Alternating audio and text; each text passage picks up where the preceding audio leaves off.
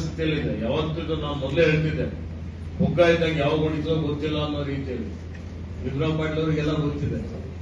ಇವತ್ತು ಈ ರೀತಿಯಲ್ಲಿ ಏನಿದೆ, ಈ ಕಾರ್ಖಾನೆ ಏನಾದ್ರೂ ಪುನಶ್ಚೇತನ ಮಾಡಬೇಕು ಅಂತ ಹೇಳಿದ್ರೆ ಲೀಸ್ ಔಟ್ ಮಾಡಬೇಕಾಗುತ್ತೆ.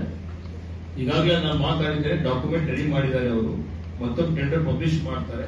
ಜಿಲ್ಲಾ ಸಹಕಾರ ಕೇಂದ್ರ ಬ್ಯಾಂಕ್ ಜೊತೆಯಲ್ಲಿ ಚರ್ಚೆ ಮಾಡಿ ತಾವು ಹೇಳಿದಾಗೆ ಒನ್ ಟೈಮ್ ಸೆಟಲ್ಮೆಂಟ್ ಮಾಡಿಕೊಂಡು ಕಾರ್ಮಿಕರ ಹಣ ಪಾವತಿ ಮಾಡಬೇಕಾಗ್ತದೆ. ಕಾರ್ಮಿಕರ ಜೊತೆಯಲ್ಲಿ ಚರ್ಚೆ ಮಾಡಬೇಕಾಗ್ತದೆ. ಯಾರು ಮುಂದೆ ಬರ್ತಾರೆ?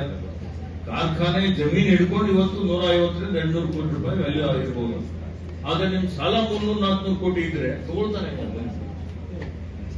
ನಿಮ್ಗೆ 30 ವರ್ಷ 40 ವರ್ಷ ಲೀಸ್ ಔಟ್ ಮಾಡ್ಬೇಕಾಗುತ್ತೆ. ಅದು ಒಂದೇ ಪರಿಹಾರ ಇದೆ, ಒನ್ ಟೈಮ್ ಸೆಟಲ್ಮೆಂಟ್ ಮಾಡಿ ಮಾಡುವಂತದಕ್ಕೆ. ಮತ್ತೆ ಇನ್ನೂ ಸ್ವಲ್ಪ ಸರ್ಕಾರ ಮೇಲೆ ಭಾರ ಆದ್ರೆ ಪರವಾಗಿಲ್ಲ, ಮಾನ್ಯ ಮುಖ್ಯಮಂತ್ರಿ ಅವರಿಗೆ ಒತ್ತಾಯ ಮಾಡಿ ಪ್ರತಿನಿತ್ವ ಮಾಡಿ ಎಲ್ಲರೂ ಕೂಡಿ ಪಶ್ಚಾತ್ಹಿತವಾಗಿ ಹೋಗಿ ಬೆಂಗಳೂರಲ್ಲಿ ಸಭೆ ಕರೀತೀನಿ. ಒಂದು ವಾರ ಒಳಗಾಗಿ ಶ್ರೀಕಾಂತ್ ಪಾಟೀಲ್ ಅವ್ರಿಗೆ ಹೇಳ್ತೀನಿ, ಸಕ್ಕರೆ ಸಚಿವರ ನೇತೃತ್ವದಲ್ಲಿ ಒಂದು ಸಭೆ ಮಾಡೋಣ.